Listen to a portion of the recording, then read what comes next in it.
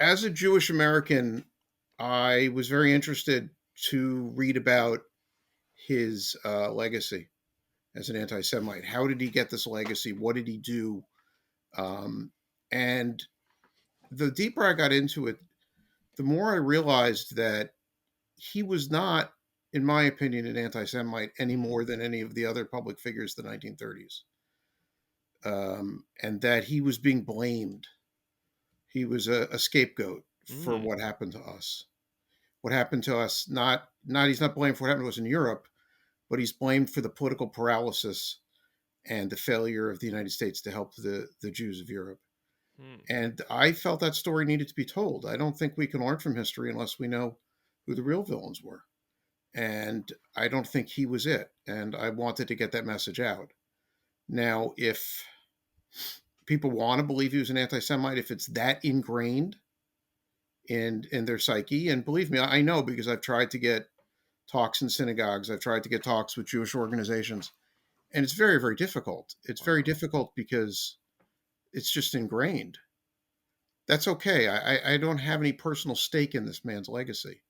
He's not related to me, and if people want to think he's an anti-Semite, he didn't care that people thought he was an anti-Semite. So why should I care?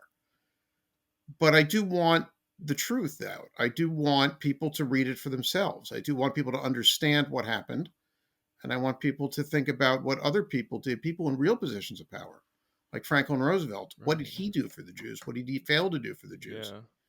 And I think people need to understand that in some respects, blaming Lindbergh is taking blame away from Roosevelt. Mm. Yeah, that's a fascinating point. So you think he was almost used as an excuse or, like you said, scapegoat in order to have sort of an attitude of apathy or of non-action towards Jews following World War II. So what happened? You have to understand a little bit about Lindbergh and then a little bit about the Jews. And so let me give you the background. Okay, Charles Lindbergh was born in 1902, and he became the world's most famous man in 1927. And throughout the 1930s, he was a very important figure in American politics, but he had not chosen to enter a political arena. He was just Mm, giving testimony, and he was visiting Nazi Germany, and he was on this intelligence mission for the U.S. military, and he went to the Soviet Union, did the same thing. His political career was from September 15th, 1939 to December 7th, 1941. When we were attacked by the Japanese, mm, he joined the war effort and went and fought the Japanese, even though he was too old to be drafted. Um, During this period, he says nothing anti-Semitic. Between 1927 and 1941, there's no public anti-Semitic statement by Charles Lindbergh. His best friend, Harry Guggenheim, is Jewish. He's in business with Jewish people. And the only anti Semitic thing that he ever wrote was in a private journal that wasn't known until 1970. So, how does this man who spent all of this time never saying anything, he talked about the Jews, but only in positive statements, how did he become the iconic anti Semite? hmm, This is an era when 15 million Americans were listening to Charles Coughlin on the radio spouting anti Semitism. The governor of Oklahoma, a man named William Murray, said that blacks had redeeming qualities, but Jews didn't have any redeeming qualities. Walt Disney, Harry Truman, Eleanor Roosevelt, Franklin Roosevelt, they all said anti Semitic things. mhm. Lindbergh didn't. How did he become the iconic American anti Semite? September 15th, 1939, he gives his first public political speech on the radio against U.S. involvement in World War II. So that's when you date his political career, September 15th, 1939 to December 7th, 1941. That's 815 days. He does not mention the Jews until September 11th, 1941. That's 87 days before we entered World War II. So 90% of his political advocacy included no mention of the Jews. And if anybody's going to write to me and argue with me, a convenient villain at gmail.com, Mm. find me somebody who called him an anti Semite prior to September 11th, 1941. Find me a newspaper article, find me a radio broadcast, find me somebody. Don't pick up some quote somewhere and say this is about the Jews. Because if the people at the time didn't think it was about the Jews, then I don't think it's about the Jews. If there's no record of anybody calling him an anti-Semite before September 11th, 1941, it's because nobody did. On September 11th, 1941, he gave a speech in Des Moines, Iowa, which discussed the Jewish role in the United States entering World War II. And that's where he got the label. It was that single speech in a 74-year lifespan that gave him this legacy as being the iconic American anti-Semite. So we can talk about the speech, about what he said in the speech, but before we get there, we have to talk a little bit about the Jews of my grandparents' generation and where they came from. And the truth is they were very insecure. They were insecure. They most of them were immigrants. The ones who weren't immigrants, like my grandparents, were the children of immigrants. They were insecure about their place in America. They were insecure that they were real Americans. And Eleanor Roosevelt said they weren't real Americans, and Franklin Roosevelt said they weren't real Americans. And then my parents' generation had a state of Israel, but it was before the Six-Day War. So before the Six-Day War, there was still a lot of insecurity. But the Six-Day War in 1967 changed Jewish mentality. We were no longer insecure. We were no longer questioning our identity as Americans. So since I was born in 1963, I never questioned my identity as an American. I was never insecure about being Jewish. I never felt that I didn't have the right of every other American. And so when you look at that speech, the question you have to ask yourself is, did Lindbergh say something anti-Semitic? Or were the Jews of his era insecure and heard something anti-Semitic? And that's really the point that I try to get out in my book. Yes, he said things about the Jews. They weren't very nice. But were they true? Because if it was true, then it can't be anti-Semitism. To say somebody can't say something that's true is censorship. And a lot of historians say, yes, what Lindbergh said was true. Winston Groom is one, if people want to question me. Page 299 of his book, The Aviators. What Lindbergh said was true, but you can't say it. Well, you can say anything. This is a free country. You can say it. If it's true, you can say it. If the Jews of the time didn't want to hear it, they weren't doing themselves any favors. Nobody did us any favors by not talking about us. We needed to be discussed. We were about to be exterminated. We needed to be on the front. We needed to be the topic of conversation. Right. Not talking about us didn't do any good. Not talking about any group never does them any good. Did Martin Luther King say, don't talk about us? Don't talk about lynching? Don't talk about segregation? Of course not. There was no reason for us not to be the topic of conversation. And it's unfortunate that it was Lindbergh who had to put us in the public forum because he was our antagonist. He did not want to enter World War II. We wanted to enter World War II.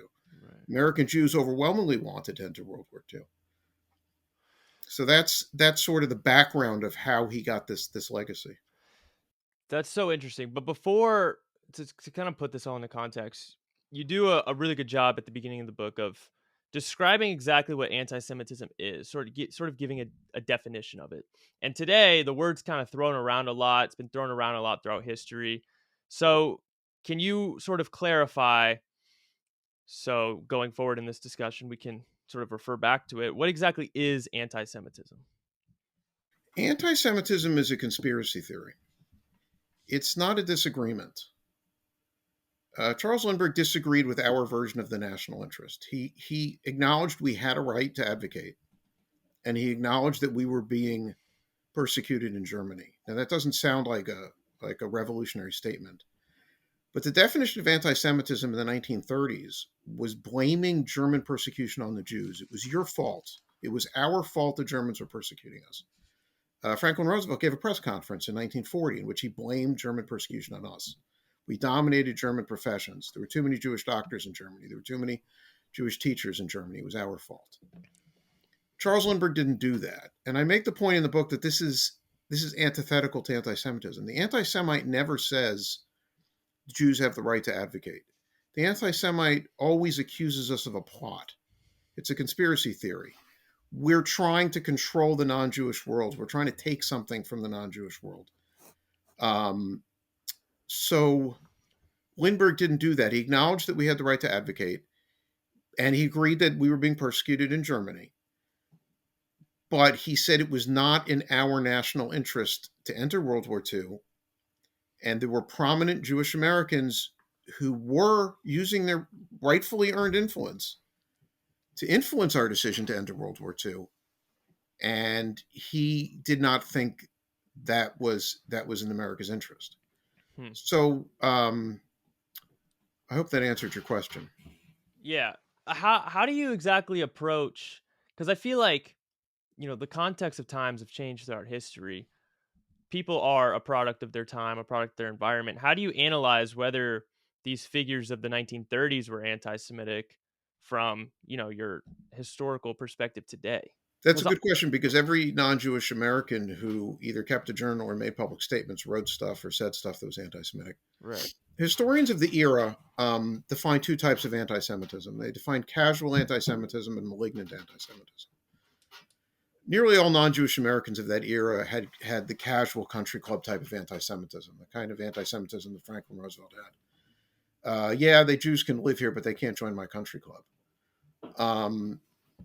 The malignant anti-Semitism is really personified by a man named Joseph Kennedy, who was John F. Kennedy's father, who was the ambassador to Great Britain and a friend of Charles Lindbergh, which is another reason that Lindbergh is often called an anti-Semite, because he had some anti-Semitic friends, but he also had Jewish friends. I mean, he's not responsible for what his friends believe. right. But Joseph Kennedy would blame the Jews for German mistreatment. It wasn't that the Germans were mistreating Jews, but that the Jews were creating a media hysteria. That's sort of what separates the casual anti-Semite, like a Walt Disney character, from a malignant anti-Semite, a dangerous anti-Semite. Charles Coughlin, the famous anti-Semitic radio personality of the 1930s, blamed the Jews for Kristallnacht. He said it was our fault, Hmm. that if we hadn't persecuted the Christians, then they wouldn't be persecuting us.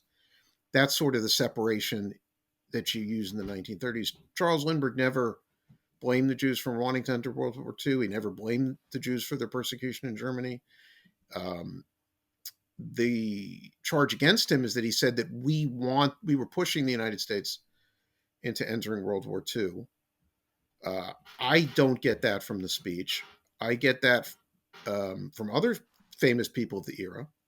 There was a senator from North Dakota named Gerald Nye who said that at a Senate conference. There was a congressman from Mississippi named John Rankin who said that in the U.S. Capitol. And these are elected officials with real power. Lindbergh was just a private citizen.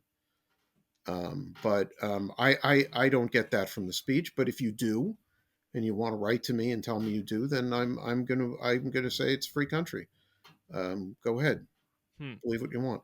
But also, on the same token, it's true. I mean, is it not? Because the Jews did want the United States to enter the war because of their plight. There's a lot of polls, especially before the atrocities of the Nazis came to light, that the American public didn't really think the Jews were being that persecuted. They didn't really understand it all that well. They didn't know the extent of it. And the Jews seems that they knew a little bit more on the issue. So they did want the United States to join the war. Yes, the Jews wanted the United States to enter the war. No one knew the extent of what was going to happen at the time Lindbergh made the speech. President Roosevelt did not know until the fall of 1942 that the Germans were building concentration camps. So in 1941, people knew there was persecution. They did not know there was going to be a Holocaust. No one knew that. What Lindbergh said in the speech was, and it's very clear and it has been ignored for 80 years, and there's a passage in the speech that I've seen all the drafts of the speech that he wrote in his own handwriting. He said, I'm not talking about all of the Jews. I'm only talking about certain Jews. The average Jew I have sympathy for, which is a little condescending, but certainly not anti-Semitism. The average Jew I have sympathy for, there are certain American Jews who have influence in the public debate. So to me, the quintessential American Jewish American of the 1940s who had influence in the public debate was a man named Jack Warner of Warner Brothers, co-founder of Warner Brothers. Mhm. Now, Jack Warner was actually a Canadian, but for this purpose of this talk, I think he became an American citizen. So Jack Warner made a movie in 1939 called The Confessions of a Nazi Spy, and it starred another Jewish American named Edward G. Robinson. This was the first, other than Charlie Chaplin, who was not Jewish, and the Three Stooges, who were Jewish. This was the first Hollywood production that was anti-Nazi. I'm not going to say it's pro-war because the war hadn't started yet, but it was anti-Nazi. Confessions of a Nazi Spy enraged Hitler, and he stopped the importation of American movies into Germany. And in November 1939, the U.S. Embassy staff had to leave Berlin. So what Lindbergh is saying is true. This Jewish person, these two Jewish Americans, had influence in the public debate. He's not questioning that whether they can use their influence. What he's questioning is, did the effect that they had on American foreign policy, was it in my interest? Is it there's 130 million Americans who aren't Jewish. Is it in our interest? Right. And I think that's a fair question. I don't think that's an anti-Semitic question. Mhm. The American staff leaving Berlin in November 1939 had an effect on our foreign policy. There's no question. So if Hitler kicked the American staff out because of a movie, well, then that movie affected our foreign policy. Right. Yeah, I definitely want to get into the America First movement, which is what you were referring to a little bit later. But going back to what you said a while ago, you sort of alluded to it. This speech um, brought the plight of the Jews to the forefront of the conversation. Because, like I mentioned earlier, the public opinion, they weren't necessarily talking about it. Roosevelt didn't really care about it. Um, so, almost on the complete opposite of the historical narrative around Lindbergh that he was an anti-Semite, he brought the conversation of the persecution of Jews to the forefront of public discourse. Yes. So this is interesting because I didn't really understand this until I read his wife's journal. His Lindbergh is very anodyne in his journal. There's not a lot of feelings involved. His wife, when Anne Morrow Lindbergh, who was a very important historical personality in her own right, kept a journal, and she wrote about why he felt he had to give the speech. He knew he'd be called an anti-Semite. He knew it would destroy his reputation. But he felt he represented millions of loyal Americans who served in World War I, who did not want to enter World War II. And the conversation that they were having in private and sometimes in public, sometimes it leaked into the public, as I told you earlier, was blaming the Jews for what was about to enter the war. And he felt if he didn't represent them, if he didn't bring this into the public sphere in a respectable manner, that it would just fester. Mm. So that was his motivation for giving the speech. He in the speech, there's a draft of the speech where he writes, "Tomorrow morning, the newspapers are going to say Lindbergh attacks the Jews. It's much easier to call me a name than it is to read what I or listen to what I say." And he was right. Nobody today reads the speech and tries to figure out what he was saying. They just decided he's an anti-Semite, and they don't want to hear. They certainly don't want to hear from me. Wow. This really goes to a quote that I really loved from your book. I think it's so true in so many aspects of history. It's always true. And this sort of goes back to what you were saying earlier about you wanting to speak in synagogues and, things of that nature. And you've been rebuffed. And the quote is, "Constantly repeating allegations makes them an accepted truth." And I think that always reigns true. We see it so often. So, can you speak to the importance of historical inquiry, always challenging the accepted narrative in pursuit of truth? Because even at his own time, he knew that he was going to be labeled an anti-Semite, and that these allegations, this is something that always fascinates me when looking into the minds of historical figures. They almost have a keen sense of awareness of what their own legacy is going to be. He knew that he was going to be called an anti-Semite, and that those allegations repeated over and over again would make them an accepted truth.